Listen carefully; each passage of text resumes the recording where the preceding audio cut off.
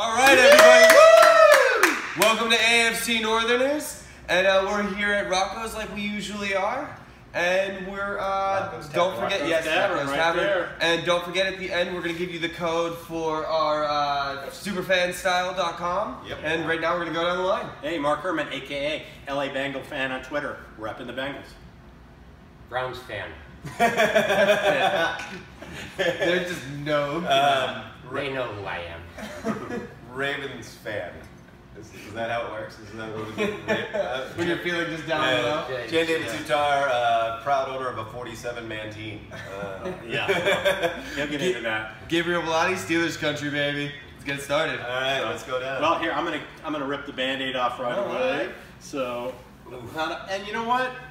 I said in my preview episode, we had to play a perfect game to win that game. We needed our defense to show up, which they did, but we needed Andy Dalton to play a flawless game, which he didn't. And we also needed a coaching staff that knows how to coach. And that's where I'm going to spend most of my time, because I recapped a lot of things in my recap episode, and a lot of you have watched it. If you haven't, go back and see it.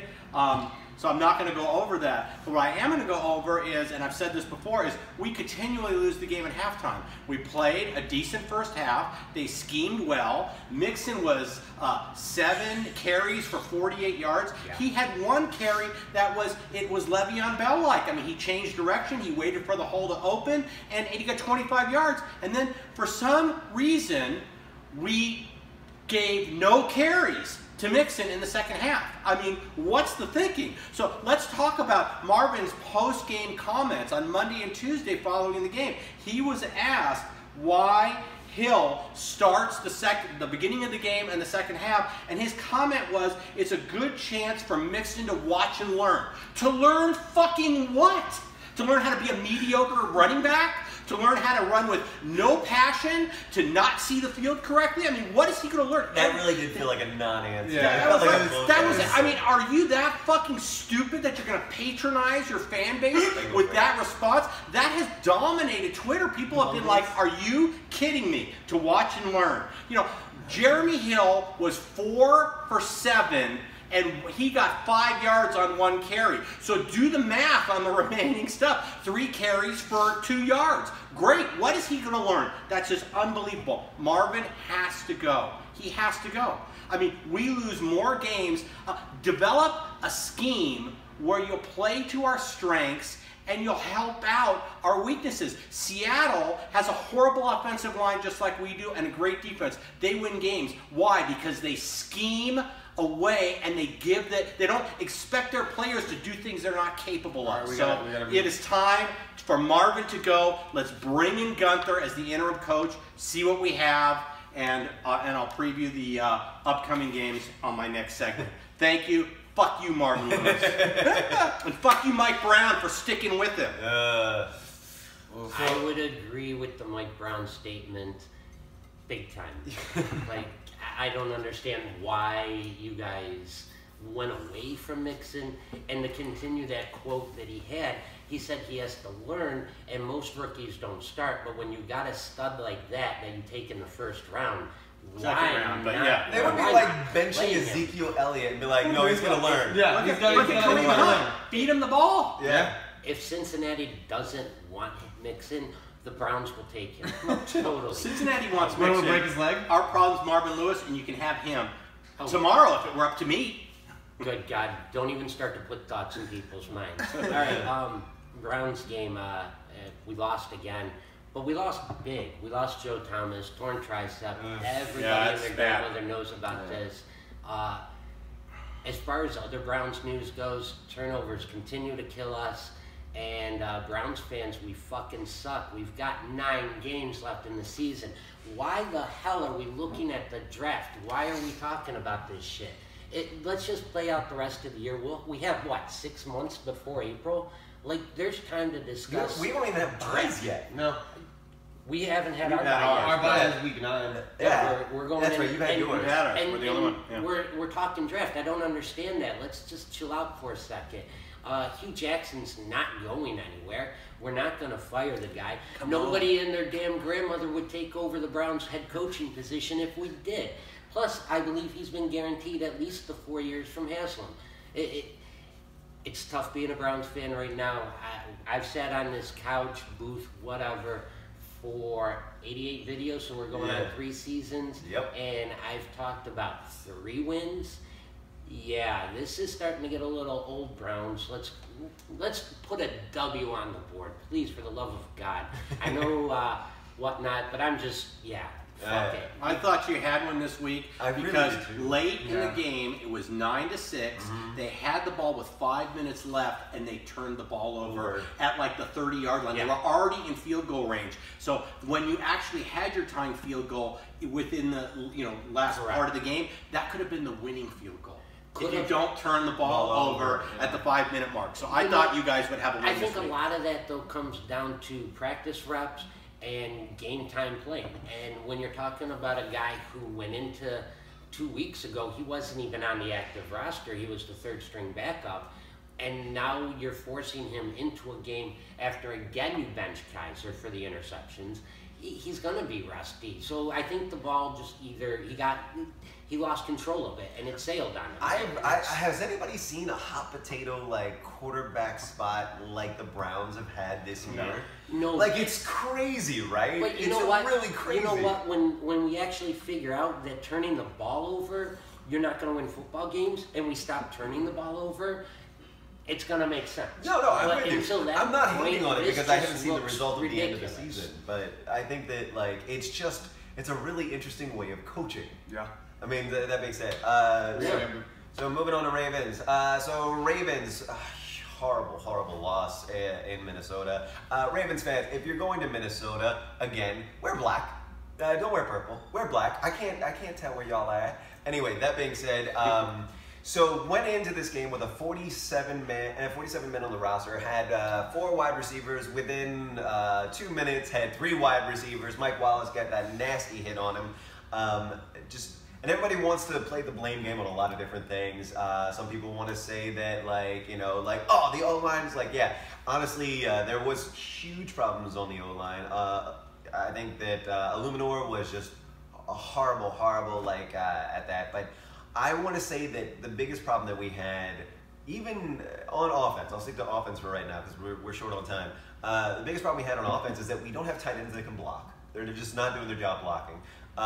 We don't have anybody that Flacco can even really throw to. Everybody wants to blame Flacco on this one, and he had maybe 1 or 2 bad throws, and that kind of goes with the territory of an NFL game. But in and of itself, really the problem is that our wide receivers can't catch. Our wide receivers can't get open, and the offensive line has gaping holes that allow just penetrations. Stanley, who 1st-round draft pick has been great, he got hustled out. He wasn't great. He did okay, but whenever they're just I don't know. It's just not good. We're just not a good team. And defensive continuity has a lot to do with your offensive line, really and does. Injuries and all that stuff. New guys here and there. Hopping onto the defensive end real quick, Jefferson has not been the person that we thought he would be. He's missed tackles, things of that nature. I do want to say the one standout from this game has been Jalen Hill. He was a preseason rookie star. Him and Brett Urban in the preseason were just amazing. And I would say that really Jalen Hill came in. I think Webb played about 17 snaps, and they brought in Jalen Hill for 2, and Jalen Hill just played the rest of the game. I think that Webb could be really interesting in a different spot. I'll talk about that more for the next game coming up against the Dolphins. But I think that moving Webb to a more ball hawk position where he can have better vision is going to help out, because I don't know that Jefferson is. I don't think Jefferson came as advertised. No, he's not. I really expected you guys to have the most amazing duo of safeties going into the season, and I exchanged comments with somebody on one of our comment pages, but I really expected the Jefferson Weddle thing to be huge, and it just hasn't been. All of Raven Nation did, and what we've seen and said is that Jefferson is definitely lost a little bit of his tackling ability. Weddle has made some questionable decisions, but Weddle's still been above and beyond what I've expected from Jefferson. Webb is playing up to his ability. I'm really interested to see what Jalen Hill can do coming into that position. Jefferson was freaking part of a system in Arizona that fit him.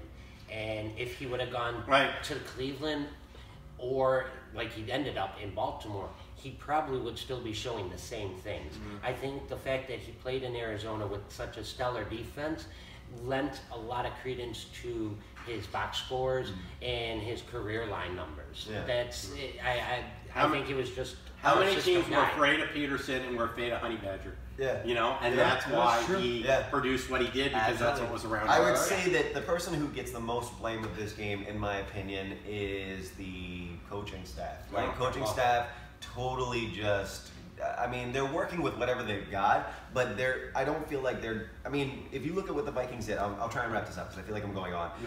If you look at, the Vikings had an offensive line that was almost like ours in a lot of ways. Like, it was really banged up, a lot of like plug and play guys. It wasn't great, and they still wound up doing really good job against our defense. Yeah, because they scheme. It's coaching. Yeah, it's that's exactly the same problem we have. And that's the same thing. So, all right, moving on to the Steelers. For the second week in a row, I'm just extremely happy right now. I mean, the way that this offense and the way that this defense are playing. So I'm going to hit on a couple of things. Again, for the second week in a row, well, finally we see Ben actually being Ben, actually making the throws he needs to make, actually hitting his receivers, actually hitting people. That throw to Vance McDonald. Vance McDonald finally doing something, with the exception of that drop that should have been a touchdown. But we're not going to talk about that right now. Shut up. But anyways, I mean, we're seeing DeCastro, we're seeing Roosevelt Nix getting these blocks, getting these holes opened up for Bell. Bell has been the bright spot. He's shaken the rust off, and for 2 weeks in a row, he's gone for almost 200 all-purpose yards. His run game, like, he's looking like Bell. Bell is finally Bell right now, and he's so patient, guys. He really is. He's and one of the things that I love right now that I've been seeing, and if you watch the last 2 weeks, is Juju Smith-Schuster. Not only is he an amazing rookie wide receiver, he just can't keep but he's former Trojan. It doesn't matter, but he's an amazing blocker. If you watched last week and you watched this week, he's been going. He's a great down threat blocker. Like, he's been getting Bell more yards. He's helping receivers get yards after the catch, and it's phenomenal. Like, it's just the offense is finally starting to become a unit in these past 2 games, and I love seeing it. Minus Martavius Bryant, who doesn't feel a part of this unit. No, it's a team effort. It's a team effort. But he's bitching. He wants to. I know he is. The Ravens need a wide receiver. We'll take him. So. Well, but Ben said today, like, if you're having a problem, come talk to your me. Quarterback. Yeah, come talk to your quarterback. Don't go bitching about it. And then he also lost his bike. He lost. No, that was Juju Smith lost his bike. Yeah, and then he got it back today. So moving on real quick to the defense. The defense for this season has been amazing. Like, that pass rush is the best pass rush right now in the NFL, and the defense and that defensive rush, we're finally starting to click. A big problem with that is Shazier. Shazier is an amazing linebacker, but sometimes he overshoots the route. Sometimes he's like and it's that speed that he has, but he's starting to reel it back, and he's starting to find his groove. Joe Hayden. Thank you, Browns. Joe Hayden, I knew, like, if he just needed a change of what? He needed a change of scheme. For what? For giving you Joe Hayden. He was a fucking free agent, man. We didn't give you jack effing shit. You went out of your way, you spent the little dollars, and you got a guy who's over 30 years old. Congratulations. Mission accomplished. But Joe Hayden has been a nice little bright spot for us these past 2 games. That interception looked really good. And I mean, look at Will Gay. Will Gay is a veteran, and he plays like a veteran. You may not hear his name every week. You may not see him make big plays every week, but he makes the plays when it counts. And it was Shazier who tipped the ball up, and it was Will Gay who was right there, was able to get it. Shazier and even Watt with that. So, but that defense has become a real nice cohesive unit this season. Nice. Well, not nice, but gives a fuck. I know, right? One man's trash is another man's treasure. You know, you kicked him to the curb, and it's what it is. So I'm waiting for the Ravens to be my treasure. Yeah. So let's go on to predictions for next week. Previews. Okay, so we come home to Indianapolis. We'll win this game. This is why, if you go back a few episodes, I talked about I hate winning games to keep Marvin. Over the next 4 games, we've got the Broncos reeling. We've got Tennessee that looks beatable. Jacksonville will be a tough game, but we match up well against them. Even if we don't, we're going to beat Indianapolis. That puts us 3-1 we have a defense that can play with anybody, and Bortles has issues. If you force turnovers, so like I'm saying, we could go 3-1 in the next 4, and Marvin will still fucking be there. Then we come around, we play the Steelers again, and it's another punch in the gut. So we'll win this week. We're home. We're playing an Indianapolis team that we play every year preseason. And Andrew Luck will not be playing. Andrew Luck will not be playing. Andrew Luck will play the rest of the year. And Chuck Pagano will be gone. Like with Marvin Lewis, they can both, meet at Starbucks and cry in their coffee. Come back to the Ravens. We love you with the Ravens. But we'll win this week. Prediction: I'm going to go. Our defense will show up and play well again. I'm going to go 27-13.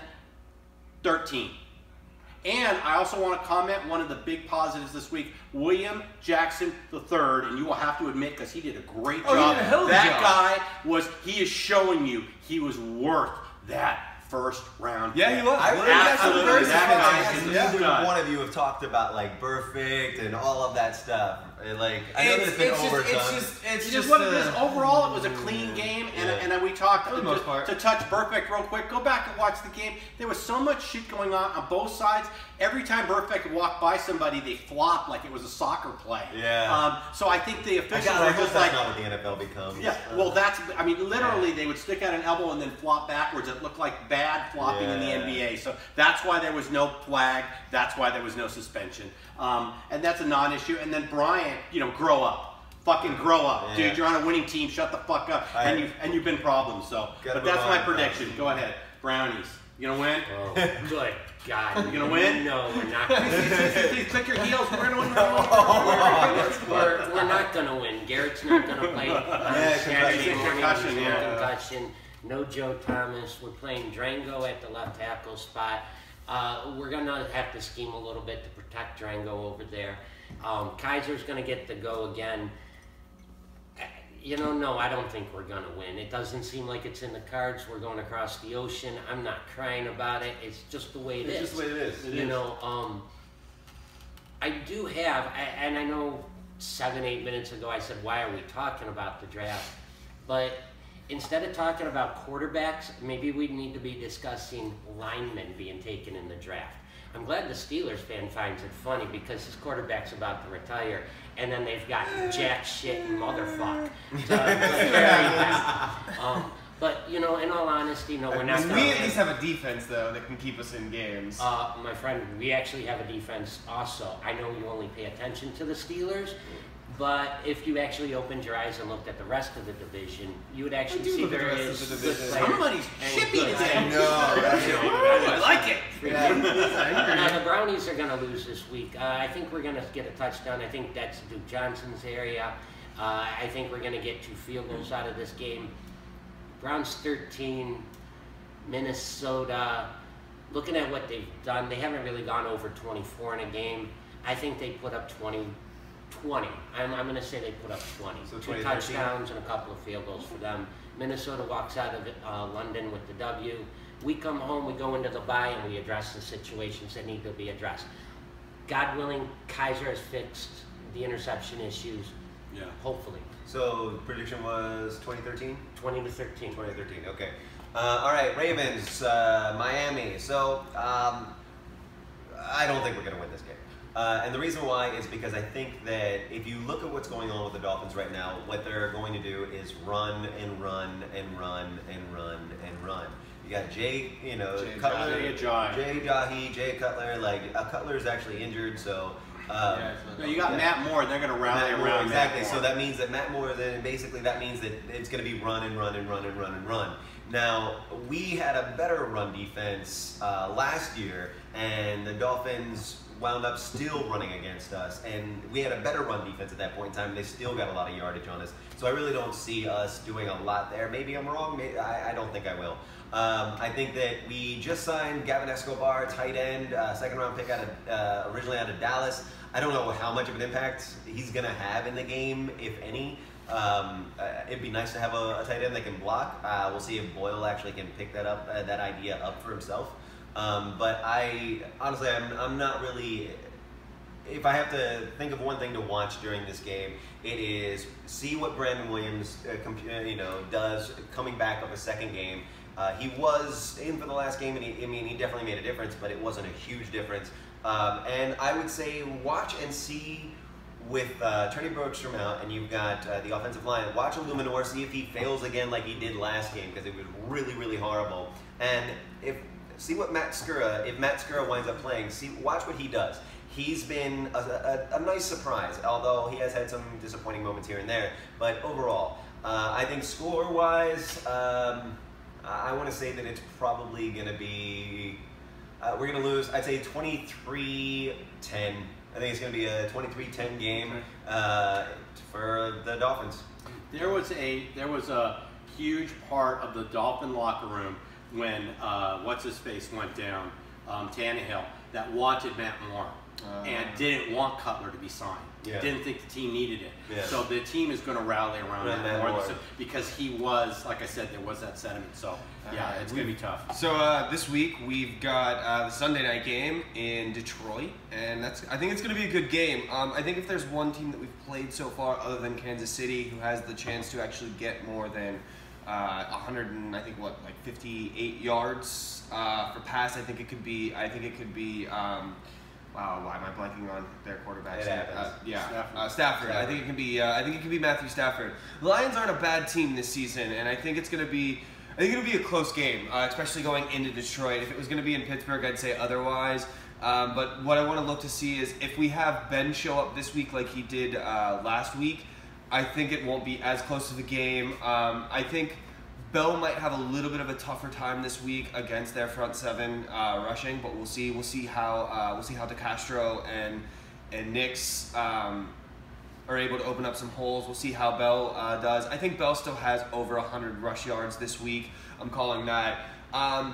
Schuster's out with a concussion this week, so they're going to try and get Bryant. We'll see if Ben and Bryant can get on the same page this week. I think we're going to see a big game from Brown, especially if we can't get the run game going, and Ben's going to have to go through the air.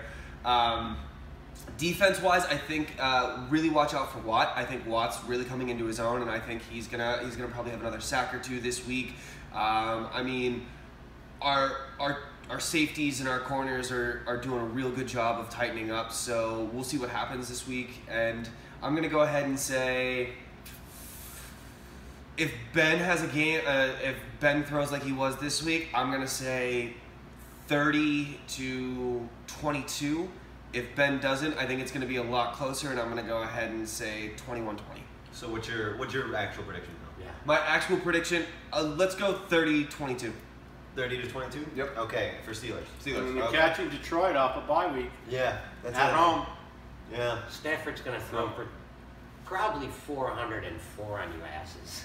Yeah, I mean, I don't know. He may not get the 4, but I can see 350 through the air. You know what? I agree with you. I don't see 4, but I can see like 350. Yeah. All right, guys. Again, thank you very much for coming, hanging out with us. We really, really appreciate it. Shout out to Rocco's Tavern. Rocco's Tavern right here. Right there. Great place to take in a game. Yep. Come back in. They've got 4 locations, right? Yeah. It's Studio City, Culver City, and Pasadena. We're in the Studio City right now. Yeah. Superfanstyle.com. Use the code AFC North 20 in order to get 20% off of any of your shirts, etc. from Superfanstyle.com. Please check us out on and comment. We love you commenting. We want to respond and want to talk to you. We want to know what your thoughts are. Sometimes people see things that we don't see, and we love talking to our fans. So please subscribe, please comment, and check us out on Twitter at AFC Northerners. Other than that, hey, if you're bored on a Wednesday around noon, we don't mind you coming in and sitting in. Yeah, we've got you know what? That's a great idea. If you're in LA and it's Wednesday, we shoot the show Wednesday at around like 12:30. So Wednesday at 12:30 at Rocco's in Studio City. Come join us. Come hang out. Like we would much rather have you guys here. In the meantime, is there anything else that I'm missing? No. All right, guys, we're gonna sign off as we always do with.